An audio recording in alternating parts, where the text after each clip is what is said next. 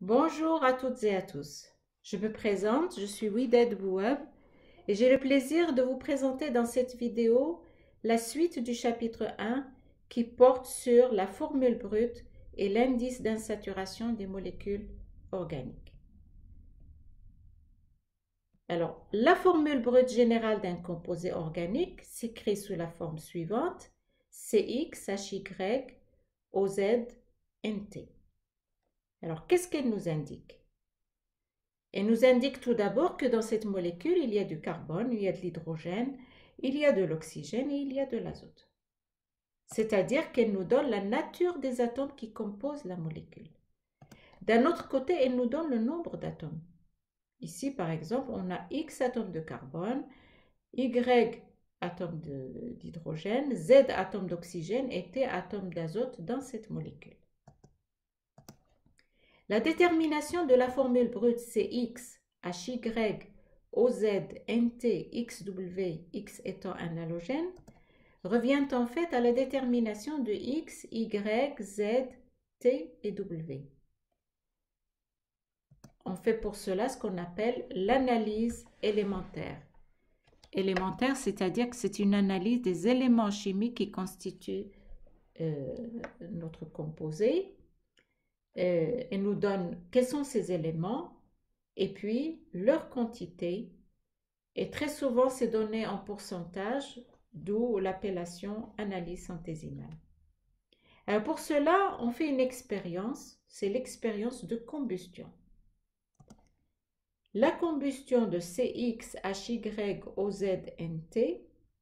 en présence d'oxygène bien sûr, donne de manière quantitative du gaz carbonique CO2, de l'eau H2O et de l'azote. L'équation de la réaction est la suivante: CXHYOZNT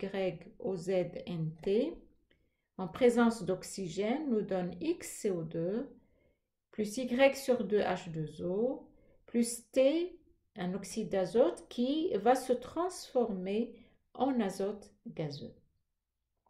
Et ce qui est intéressant, c'est que les masses de CO2, H2O et N2 peuvent être déterminées expérimentalement de manière quantitative. Alors la remarque qu'on peut faire aussi, c'est que le carbone de CO2, il provient entièrement de notre composé. D'ailleurs, ce X, c'est le même que celui-là. De même, l'hydrogène de H2O provient entièrement de notre composé et le Y que vous avez là, c'est le même que vous avez là. Pareil pour l'azote, il provient entièrement de notre composé. Par contre, pour l'oxygène de CO2 ou l'oxygène de H2O proviennent aussi bien de l'oxygène de notre composé que de l'oxygène qui a servi pour la réaction de combustion. Alors, le fait que le carbone de CO2 provient entièrement de notre composé nous permet de déduire de la masse de CO2 la masse du carbone dans notre molécule. Pareil, à partir de la masse de H2O, on peut déduire la masse de l'hydrogène. Et à partir de la masse de l'azote dégagée, on peut déduire la masse de l'azote dans notre composé. Et de là, on peut tirer X, Y, Z et T et donc trouver la formule brute. Ce qui nous intéresse dans ce cours, c'est surtout la recherche de structures de molécules à partir de la formule brute. Alors, quand vous écrivez une formule brute, CX, HY, OZ, NT par exemple, il n'y a aucune indication sur les liaisons. Cette formule brute ne montre pas les liaisons. Mais on peut, à partir d'une formule brute, trouver les structures. On peut écrire la structure d'une molécule à partir de la formule brute, mais pour cela, il faut faire attention, il faut respecter la valence des atomes. Prenons un exemple. C3H8O comme formule brute. On a 3 atomes de carbone. On doit placer les hétéroatomes. Hétéroatomes, c'est tout ce qui n'est pas carbone et hydrogène. Et on laisse les hydrogènes en dernier. On les place en respectant la valence. Pour ce premier atome de carbone, on a une liaison donc il manque 3 pour que la valence 4 du carbone soit respectée. Pour le deuxième carbone, on a 2 liaisons, donc il manque 2 pour avoir 4 liaisons. Pour le dernier carbone, on a 2 liaisons, donc il manque 2. Et pour l'oxygène, la valence de l'oxygène, c'est 2. On a une liaison, donc il manque la deuxième. Donc on a bien ici 8 atomes d'hydrogène. L'oxygène, on l'a mis sur le carbone terminal, on peut très bien le mettre sur le carbone central. Ça nous donne une autre possibilité. Et on peut également mettre l'oxygène entre 2 carbones. On complète. Pour le premier carbone, on a une liaison, donc il manque 3. Pour l'oxygène, il a ces 2 liaisons. Pour le carbone suivant, il a 2 liaisons, donc il manque 2. Et enfin, le dernier carbone, il a une liaison, donc il manque 3. Donc, on voit ici qu'à partir de la formule brute C3H8O, on peut écrire différentes structures de molécules. Une formule brute correspond très souvent à plusieurs structures possibles. Alors, pour faciliter la recherche de structures molécules à partir d'une formule brute, on cherche tout d'abord si la molécule est saturée ou pas. Je m'explique. Si on prend cet exemple, C3H8, on essaie d'écrire la structure de la molécule. On a 3 carbones et on va placer les hydrogènes en respectant la valence. Ici, on a une liaison, donc il manque 3. Pour le carbone suivant, on a 2 liaisons, il manque 2. Et le dernier carbone, il manque 3 liaisons. Voilà. Si on prend l'exemple C3H6 comme formule brute, on a 3 carbones, pareil, mais on doit placer uniquement 6 hydrogènes. On commence par le premier carbone, on a une liaison, donc on met 3 liaisons. Des 6 atomes d'hydrogène, on a placé 3, il reste 3. Alors, on ne peut pas mettre 2 sur le carbone qui est au milieu. On va mettre uniquement une et on met 2 ici. Ça fait en tout 6. Mais il faut respecter la valence des atomes. Pour ce carbone qui est au milieu, il a 3 liaisons. Il lui manque une. Et le carbone suivant a également 3 liaisons. Il lui manque une. Donc, si on met une liaison ici, qui serait donc une liaison pi, la valence est respectée. Tous les atomes de carbone ont 4 liaisons. Il y a également une autre possibilité. On peut mettre les 3 atomes de carbone comme ceci. Et pour chacun de ces atomes de carbone, il a 2 liaisons, donc il lui manque 2. Donc là, pour cet atome de carbone, il manque 2. Et là aussi. Ça nous fait 6 atomes d'hydrogène. Alors, quelle est la différence? On peut dire que dans ces 3H8, il y a un maximum d'hydrogène. Et de manière générale, vous savez très bien que si vous prenez une molécule CXHY avec X atomes de carbone, on aura un maximum de 2X plus 2 atomes d'hydrogène. Ici, on a 3. 2 fois 3, 6, plus 2, ça fait 8. Et la molécule qui a cette formule, c'est CXH2X plus 2, elle est dite saturée.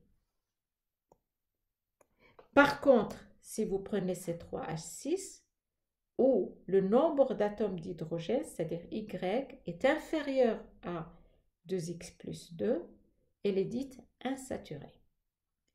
Alors là, on a vu une molécule CXHY, où il n'y a que du carbone et de l'hydrogène.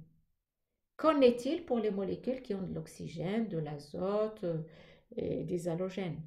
On voit que c'est intéressant de déterminer le nombre maximum, de connaître le nombre maximum d'hydrogène.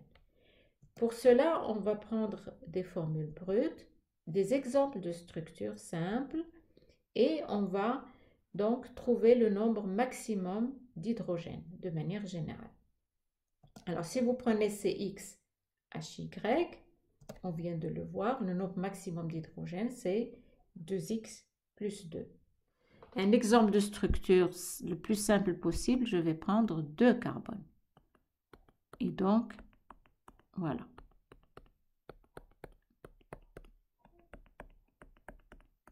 Combien d'hydrogène on a pour 2 carbones? On a 6 hydrogènes. C'est ce qui représente 2X plus 2 dans cet exemple. Si on prend maintenant une molécule qui contient de l'oxygène, on va prendre un exemple d'un seul oxygène, et donc avec 2 carbones toujours, et je vais donc mettre ici les hydrogènes, 2 hydrogènes, et à la place d'un hydrogène, je vais mettre un oxygène. Pour que la valence soit respectée, je dois avoir ici une liaison avec H. Le nombre d'hydrogènes dans cet exemple est également de 6. Donc, le nombre maximum d'hydrogène n'a pas changé, c'est 2X plus 2. L'oxygène n'intervient pas dans le nombre maximum d'hydrogène. Voyons maintenant une molécule qui contient de l'azote. On prend toujours un exemple avec 2 carbones pour simplifier.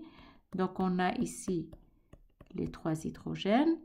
Et là, à la place d'un hydrogène, je vais mettre l'azote. L'azote a une valence égale à 3. Pour que la valence soit respectée, il faut mettre 3 liaisons. Donc, on rajoute un hydrogène. Le nombre d'hydrogènes, si vous les comptez maintenant, vous trouvez 7 hydrogènes.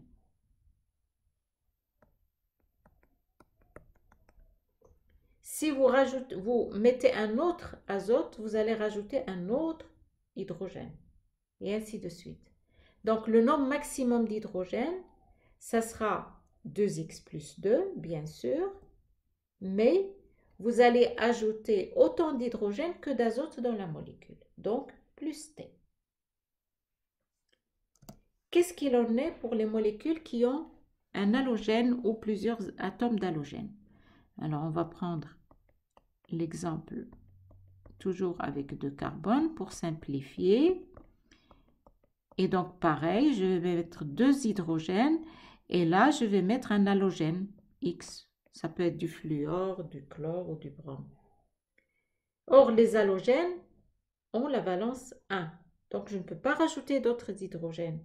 Et donc, ici, le nombre d'hydrogènes, si je compte, il est de 5. On a retranché un hydrogène. Si vous mettez un autre halogène, vous retranchez un autre hydrogène.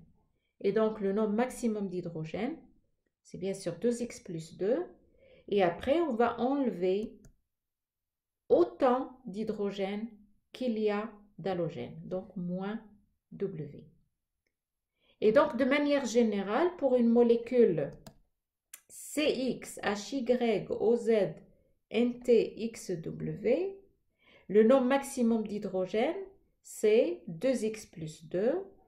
Vous ajoutez autant d'hydrogène qu'il y a d'azote et vous retranchez autant d'hydrogène qu'il y a d'halogène. Alors, si le nombre d'atomes d'hydrogène dans votre molécule est égal à 2X plus 2 plus T moins W, la molécule est dite saturée. S'il est inférieur, la molécule est insaturée. Qu'est-ce qu'une insaturation? Une insaturation correspond, on l'a vu dans l'exemple C3H6 par rapport à C3H8, on a mis une double liaison ou bien on a mis un cycle. Donc, une insaturation correspond à une liaison pi qu'on a rajoutée avec la sigma, ou bien ça correspond à un cycle. Et à chaque fois, c'est le manque d'une paire d'hydrogènes. On est passé de 8 à 6. On enlève à chaque fois 2 hydrogènes en comparaison avec la molécule saturée qui a le même nombre d'atomes de carbone. Et le nombre d'insaturation pour une molécule, pour une formule brute, est donné par l'indice d'insaturation. Alors, comment on va calculer cet indice d'insaturation? On a vu qu'une insaturation correspond à 2 hydrogènes en moins. C'est-à-dire que la différence entre le nombre d'hydrogènes si la molécule était saturée et le nombre d'hydrogènes réels est de 2. Si vous avez 2 insaturations, ça veut dire que vous devez enlever 4 hydrogènes. Donc, c'est intéressant de calculer cette différence entre le nombre d'hydrogènes si la molécule était saturée et le nombre d'hydrogènes réels qu'on a dans la molécule. Et l'indice d'insaturation, ça sera donc ces différences, le nombre maximum d'hydrogène, c'est-à-dire le nombre d'hydrogène si la molécule était saturée, moins le nombre d'hydrogène qu'on a dans la formule brute. Et on divise par 2 parce que chaque insaturation, c'est 2 hydrogènes en moins. On sait à quoi est égal le nombre maximum d'hydrogène. Pour une molécule, une formule brute CX, HY, OZ, NT, XW, c'est 2X plus 2 plus T moins W. Et donc, on a moins Y et le tout divisé par 2. Alors, Y, c'est l'hydrogène. Donc, il est monovalent. Et W, c'est l'halogène, qui est également monovalent. D'où la formule de l'indice d'insaturation plus générale suivante. Y égale 2x plus 2 moins Y' plus T sur 2. Alors, X, c'est le nombre d'atomes tétravalents. Pour nous, ça sera le carbone. Y', c'est le nombre d'atomes monovalents. On vient de le voir, c'est l'hydrogène et les halogènes, fluor, chlore, brome, etc. Et T, c'est le nombre d'atomes trivalents. L'azote, le plus souvent. On peut également avoir le phosphore. Par contre, les atomes bivalents, c'est-à-dire l'oxygène, le soufre, etc., n'interviennent pas dans le calcul de l'indice d'insaturation. Alors, ce numérateur, on a dit que c'était la différence entre le nombre d'hydrogènes si la molécule a été saturée et le nombre d'hydrogènes qu'il y a réellement. S'il est égal à 0, ça veut dire que la molécule est saturée. S'il est différent de 0, il doit être un multiple de 2. C'est 2 hydrogènes en moins ou bien 4 hydrogènes en moins, etc. Donc, ce numérateur, il est pair. Donc, un nombre pair sur 2 fait que I, c'est un entier. Et il doit être positif. Donc, c'est un I est supérieur ou égal à 0. C'est un entier naturel.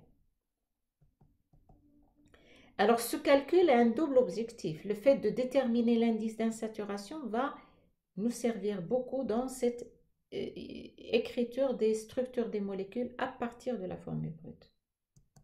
Première chose, c'est qu'il nous permet de connaître le nombre de liaisons pi ou bien le nombre de cycles.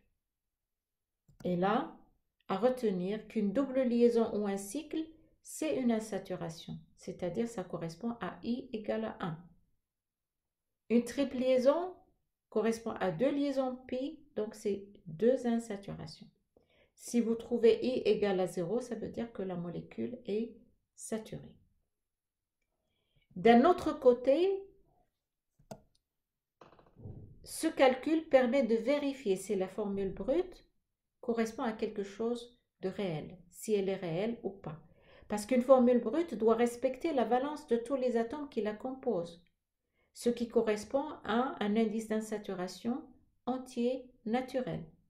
Prenez des exemples. C3H7. Si vous calculez l'indice d'insaturation, 2 fois 3 ça fait 6, plus 2 ça fait 8, moins Y, c'est-à-dire 7, ça vous donne 1. Donc ça fait 1,5. Ce n'est pas un entier. Donc la molécule n'existe pas. Et d'ailleurs, si vous essayez de la représenter, 3 atomes de carbone, si on place ici 3 hydrogènes, c'est bon pour ce carbone, il a ses 4 liaisons. Le carbone du milieu a 2 liaisons, donc on peut rajouter 2, ça fait 1, 2, 3 hydrogènes, 4, 5, on n'a plus que 2 hydrogènes. Donc, la valence n'est pas respectée et on ne peut pas rajouter de liaison pour ce carbone parce que ça donnerait 5 liaisons pour le carbone qui est à côté. Donc, c'est une molécule qui n'existe pas. Un autre exemple, C3H10O. Si vous calculez l'indice d'insaturation, 2 fois 3, 6 plus 2, 8, moins Y qui est égal à 10, ça fait moins 2 sur 2, ça fait moins 1. C'est négatif. La formule n'existe pas. I doit être un entier positif ou nul. Et d'ailleurs, si vous essayez d'écrire cette molécule, C3, on met un oxygène quelque part, on peut le mettre ici pour changer. Alors, vous avez 3 hydrogènes ici. On peut mettre ici une liaison. Ça fait 4 liaisons pour ce carbone. Pour celui-là, on met 3. Pour l'oxygène, on a une liaison, on met une autre. Et là, je compte 1, 2, 3, 4, 5, 6, 7, 8. Or, on a 10 hydrogènes. Alors, si je mets un ici, par exemple, un là, ça ne va pas. La valence n'est pas respectée. Donc, cette molécule n'existe pas. D'accord? Prenons un autre exemple, c'est 4H7Cl. Je calcule l'indice d'insaturation. 2 fois 4, ça fait 8, plus 2, ça fait 10, moins 8, d'où vient ce 8? C'est 7, Y, et également W, c'est moins W, moins Y, ça fait moins 8, et le tout divisé par 2. Là, on a 10 moins 8, ça fait 2, 2 sur 2, ça fait 1, donc la formule existe, et il y a une insaturation, ça veut dire qu'elle contient une insaturation qui est soit une double liaison ou un cycle. Alors, il y a certaines astuces qui nous permettraient de détecter tout de suite une molécule quand elle n'est pas réelle. Pas dans tous les cas, mais dans pas mal de cas. On va voir un exemple. C'est en se basant sur le fait que Y est pair ou impair. Alors, on va pour cela voir différentes formules brutes générales, le nombre maximum d'hydrogène qu'on a déjà déterminé, et à chaque fois voir est-ce que Y est pair ou impair. Alors, si vous prenez une molécule qui ne contient que du carbone et de l'hydrogène, vous savez que le nombre maximum, c'est 2x plus 2. Et là, 2x plus 2, c'est forcément pair. Si vous avez de l'oxygène, on a déjà vu que le nombre maximum d'hydrogène, c'est 2x plus 2. Et Y, également ici, est pair. Si on a de l'azote, le nombre maximum, c'est 2x plus 2 plus T. Et là, est-ce que Y est pair ou impair? Alors, ça dépend de T. Si T est pair, Y est pair.